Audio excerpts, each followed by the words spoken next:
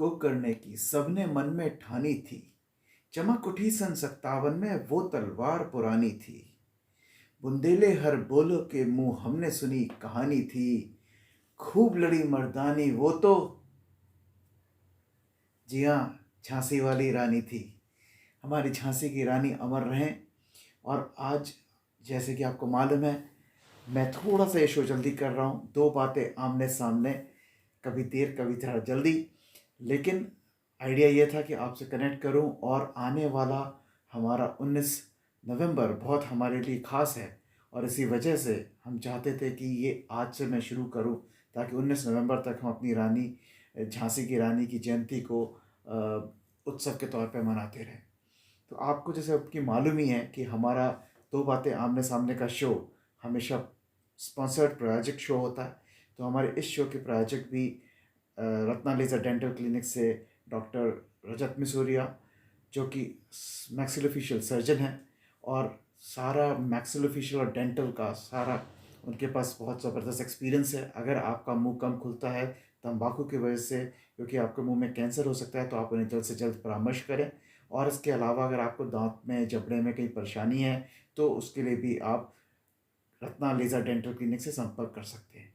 इसके साथ साथ हमारे को स्पॉन्सर्स हैं उपचार हॉस्पिटल से डॉक्टर राकेश त्रिपाठी, जिनको अभी हाल में हमारे डिस्ट्रिक्ट मजिस्ट्रेट झांसी ने पद्मश्री के लिए नामित किया है।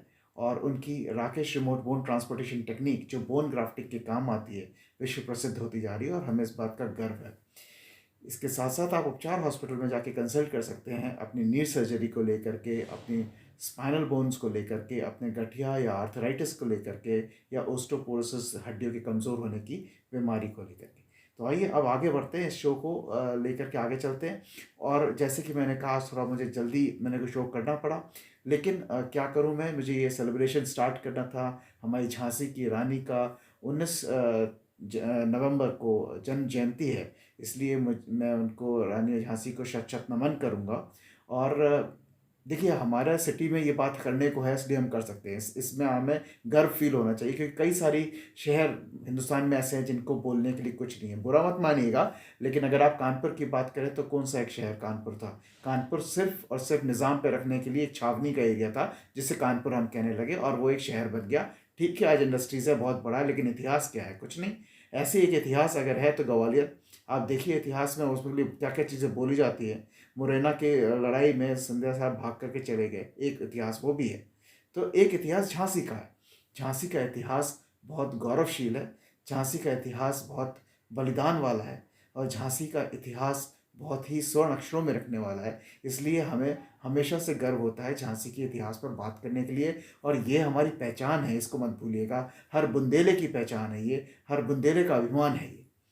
इसलिए प्लीज़ इसको संजोए, इसको अपने ऑफस्प्रिंग्स को, जो आज के वक्त में वीडियो गेम से चिपके हुए हैं, या जो लोग पढ़ाई में लगे रहते हैं, या जो वीडियो गेम्स के अलावा इंटरनेट पर हैं, और काफ़ी सारा चीज़ें नेटवर्किंग कर रहे हैं, सोशल मीडिया कर रहे हैं, उनको ये जानना ज़रूरी है कि वो एक उस शहर से बिलोंग करते हैं जिस शहर की कुछ चीज़ें झांसी रानी ने हमको दी हैं, एक गौरवशाली इतिहास दिया है, जिसका एक पास्ट है, हम जिसके लिए बात कर सकते हैं, हमारी पहचान है।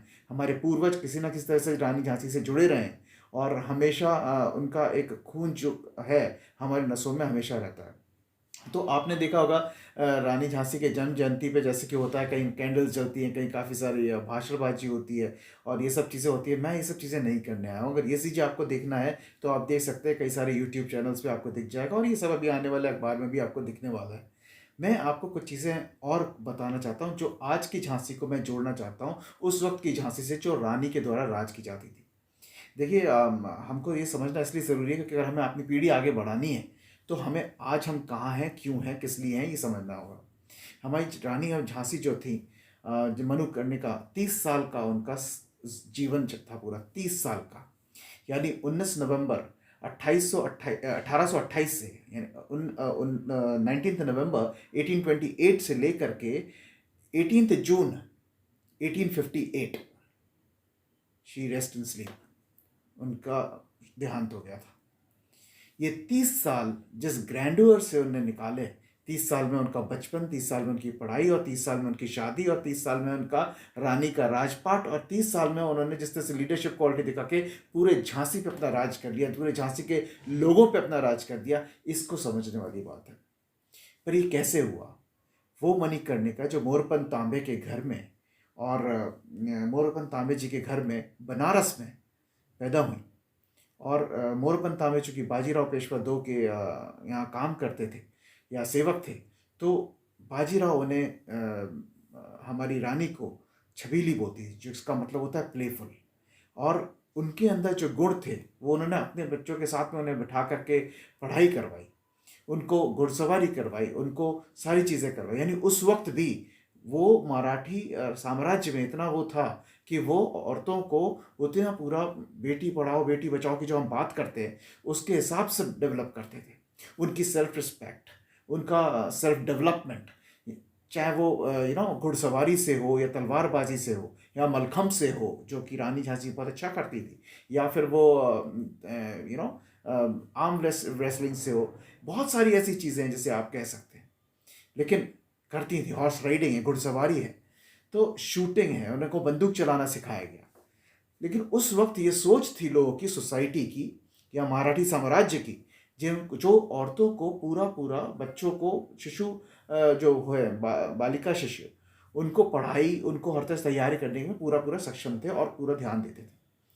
कितनी बड़ी बात थी उस वक्त से लेकर के आज तक। हमारी झांसी में ये पहचान आज भी है, हम आज भी लेडीज़ को उतना ही रिस्पेक्ट देते हैं। हमारे जब बेटी होती है तो हम उसे गर्व की बात समझते हैं, और ये चीज़ हमारे लिए बहुत अच्छी बात है। हर जगह ऐसा नहीं होता, लेकिन हम कहते हैं हमारी झांसी में ऐसा होता है, तो इससे और अच्छी क्या बात हो सकती है। ऐसी कई सारी चीज़ें। देखिए, आप आगे बढ़ेंगे तो एक ज़िद्द कि मुझे तो अपनी झांसी नहीं देनी है, अपनी झांसी नहीं देनी है, एक वो ज़िद्द ने कितना बड़ा चेंज ला के दिया। वो छबीली जिनका नाम मणिकर्णिका था, वो बिठूर से आई, हमारे राजा महाराजा गंगाधर राव से उन्होंने शादी की, एक बहुत ही यंग एज में शादी करी, लेकिन उसके बावजूद भी जो उनका करने का मन था, हमारे राजा ने कभी मना नहीं किया। वो तेज़ थी, वो एक वॉरियर थी, इस चीज़ को समझा, इस चीज़ को प्रोत्साहन दिया। हमने उनकी जिद को इज्जत दी। क्यों? क्योंकि वो जिद सही थी। वो जिद कहाँ जाके जा रही थी हमें नहीं मालूम था कि मैं अपनी झांसी नहीं दूंगी, बोलने वाली हमारी रानी झांसी कि उस वक्त की जिद कि मैं घुड़सवारी करूंगी, मैं तलवारबाजी करूंगी, मुझे कुश्ती पसंद है, ये सारी चीज़ें जो थी ये इतिहास में लिखा हुआ है उनके लिए। हमारे झांसी के राजा गंगाधर राव ने कभी इस चीज़ के लिए मना नहीं किया, बल्कि प्रोत्साहन ही दिया। तो एक ये कितनी अच्छी बात है। इसके साथ अगर आप देखें कि उनकी स्टडीज़ और स्पोर्ट्स हमेशा साथ साथ चली। पढ़ाई के साथ साथ उन्होंने सारे वो स्पोर्ट्स किए जो आज के लड़के करते हैं या उस वक्त के लड़के या जो राजकुमार थे वो किया करते थे। तो ये कितनी अच्छी बात है। इससे मालूम पड़ता है कि आप एक जनरेशन, जेंडर को आप डेवलप कर रहे हो, अपने साथ कंधे से कंधा मिला करके बढ़ा रहे हो, और इसी को जेंडर इक्वालिटी कहते हैं। आप मुझे बताइए, आपको और मुझे अच्छे से मालूम है, हम वुमेन एम्पावरमेंट की बात करते हैं आज। हमारे झांसी में तो ये बहुत पहले था। हमारे झांसी में, झांसी की सेना में एक पूरी झांसी महिला टुकड़ी हुआ करती थी।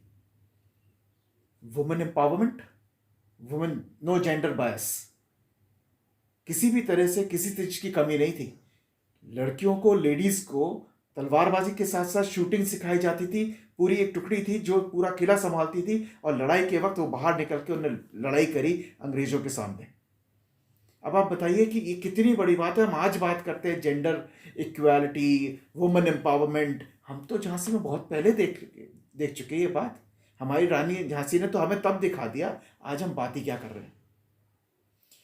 उसके बाद देखिए इक्वालिटी जिसे आप कहते हैं, जिस तरीके से, जैसे जिसको बोला जाता है gender equality, religion equality, unity, team spirit. आप देखो, हिंदू हो या मुस्लिम हो, दोनों मिल करके झांसी के लिए लड़े, दोनों ने मिल करके झांसी की रानी की सेवा करी। उनकी एक जिद, मैं अपनी झांसी नहीं दूंगी, पे बरकरार रहे, और आखिरी वक्त तक, अपने आखिरी वक्त तक अंग्रेजों का सामना किया। कोई शूद्र नहीं था, कोई नीच जात नहीं थी, सब इकट्ठे खड़े हुए थे। झांसी की पॉपुलेशन थी कितनी और कितनी बड़ी सेना थी ब्रिटिश साम्राज्य के पास, लेकिन सब मिल करके लड़े, सब मिल करके सामने आए। तो हम क्यों बात करते हैं आज भी कि हमारे यहाँ रिलीजन है, ये है, वो है? हमारे तो कुछ नहीं था। हमारे तो सिर्फ झांसी की रानी की जिद थी, मैं अपनी झांसी नहीं दूंगी। और उस जिद के नीचे मुसलमान भी रहे, उस जिद के नीचे हिंदू भी रहे, उस जिद के नीचे बनिए भी रहे, उस जिद के नीचे ईसाई भी रहे, उस जिद के नीचे कई लोग ऐसे थे, शूद्र भी रहे। वो जिद सबने समझी, वो जिद कंस्ट्रक्टिव थी, वो जिद एक उस आत्म उसकी थी, आत्मसम्मान की थी। वो जिद एक सेल्फ रिस्पेक्ट, ऑनर की जिद थी। और वो जिद ने झांसी को पहचान दी। बहुत बड़ा जिगर चाहिए होता है जब एक लीडर ये चीज़ बोले कि उसके पीछे 100 लोग हैं जो उसको फॉलो करेंगे, और वो लीडर आगे आकर के ये बोलता है कि मैं अपनी झांसी नहीं दूंगी, कौन मेरे साथ है, और बिना सोचे समझे जो उसके फॉलोअर्स है साथ में जुड़ जाते हैं। कुछ तो वजह होनी चाहिए, कुछ तो वजह होनी चाहिए। क्या वजह थी? वजह सिर्फ एक ही थी जनाब, कि मेरी झांसी मेरी है, मैं इसे किसी को नहीं दूंगी। ये जिद बाद में जाकर के ज़रूर एक बहुत बढ़िया क्विट इंडिया मूवमेंट में, भारत छोड़ो आंदोलन में तब्दील हुई, जो कि एक और बड़ी बात थी। तो छोटी सी जिद कैसे ट्रांसफॉर्म हुई बड़े रीजन की तरफ, कि हम ब्रिटिश साम्राज्य से नहीं डरते, हमें उनका राज्य मंजूर नहीं है, ये हमारा भारत है, ये हमारा पहचान है, हम अपनी जिद पे कायम रहेंगे, मैं अपनी झांसी नहीं दूंगी। ये जिद थी। जी हाँ, ऐसी जिद बहुत जगह हुई है, मेरठ में हुई है, उसी वक्त हुई है, और जगह भी ये अंकुर फूट रहे थे।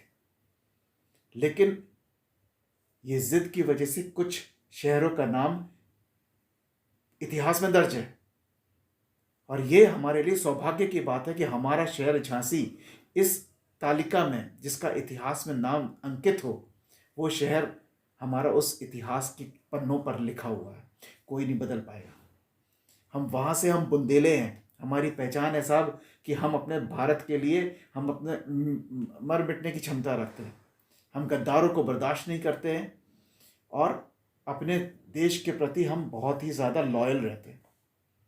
ये हमारी पहचान, और ये पहचान चूँकि हमें हमारी रानी ने सिखाई है, वो हमेशा रहेगी। क्यों? क्योंकि मैं अपनी झांसी नहीं दूंगी। वो एक सेंटेंस, वो एक वाक्य ने हमारी नींव हिला दी, हमारा सब कुछ हिला दिया, सब कुछ बदल दिया। उसके बाद क्विट इंडिया मूवमेंट में हम कभी पलटे नहीं, हम आज तक नहीं पलटते।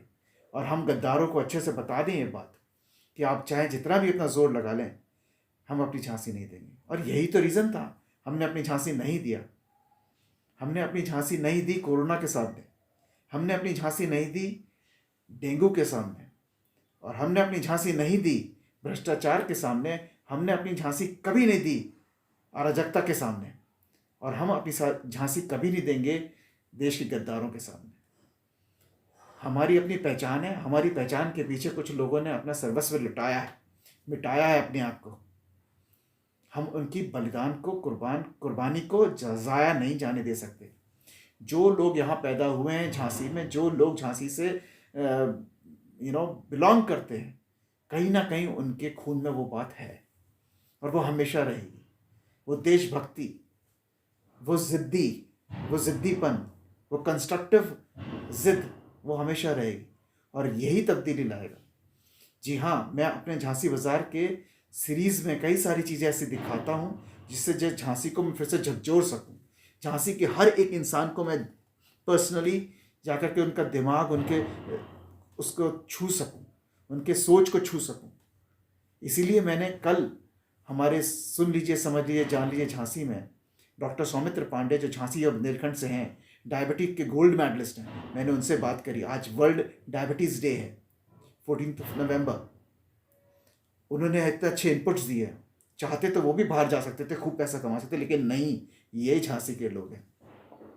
मैंने डॉक्टर राकेश त्रिपाठी, जिनको झांसी के से नामित किया गया है पद्मश्री के लिए, कुछ दिनों पहले उन्हें झांसी के अमूल्य रत्नों में आपके सामने लेकर के आए। क्यों?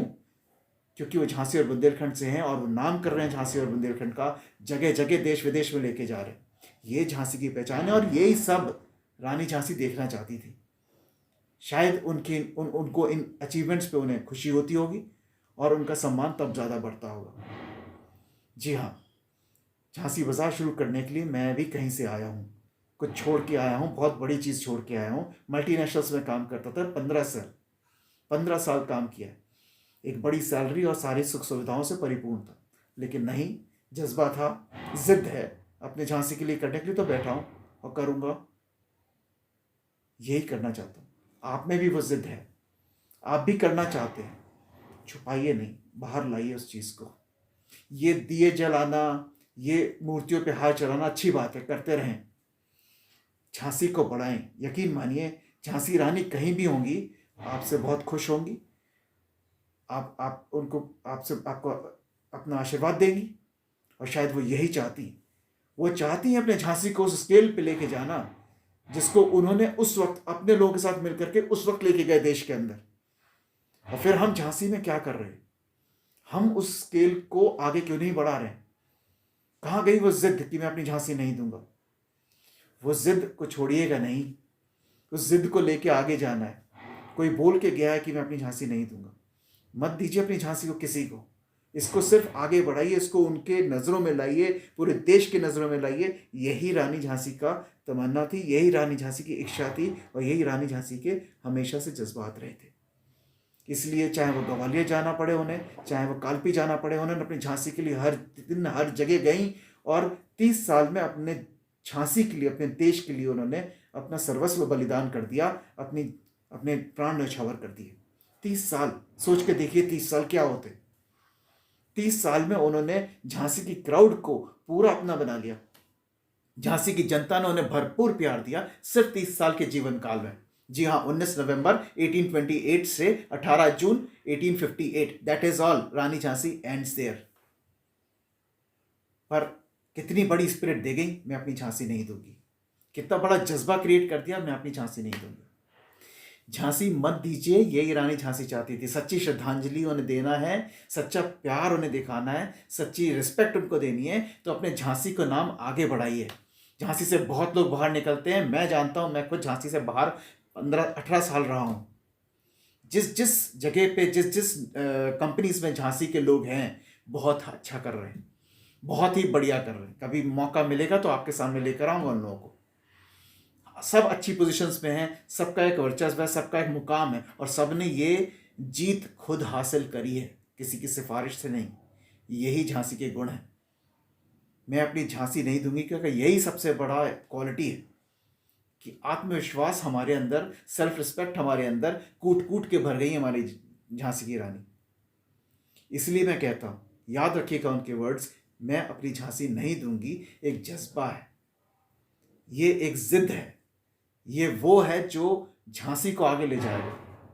मैं अपना काम कर रहा हूँ, आप अपना काम कर रहे हैं, हम सब मिलकर के अगर झांसी के बारे में सोचेंगे, बस इतना ही करना है हमें, झांसी आगे जाएगा। आप अपने क्षेत्र में करिए, मैं अपने क्षेत्र में करूँगा। डॉक्टर सौमित्र पांडे अपने क्षेत्र में कर रहे हैं, डॉक्टर राकेश त्रिपाठी अपने क्षेत्र में कर रहे हैं, डॉक्टर रजत मसूरिया अपने क्षेत्र में कर रहे हैं, डॉक्टर प्रकाश गुप्ता अपने क्षेत्र में कर रहे हैं। ऐसी डॉक्टर संजय पटवारी जी हमारे व्यापार के जो व्यापार मंडल के जो प्रेसिडेंट हैं, वो अपने क्षेत्र में कर रहे हैं। जी हाँ, अगर हम ऐसे ही मिल करके झांसी के लिए सोचेंगे और झांसी के लिए करने की तमन्ना रखेंगे, तो हम अपनी झांसी नहीं देंगे, हम खुद झांसी को बनाएंगे, स्मार्ट सिटी बनाएंगे, झांसी को स्मार्ट बुंदेलखंड बनाएंगे, हम बहुत कुछ बनाएंगे। बट इतना ज़रूर साथ दीजिएगा, सच्ची श्रद्धांजलि देने के लिए इससे अच्छी कोई और बात नहीं हो सकती। आज के लिए मैं यही बोलूँगा कि बस रानी झांसी को हम याद करें, उनके दिए हुए चीज़ों को लें और आगे बढ़ें। अपनी झांसी किसी को ना दें, वो हमारी जिम्मेदारी है, हम ही झांसी को लेकर आगे बढ़ें। जय झांसी, जय बुंदेलखंड, जय भारत, जय भारत माता।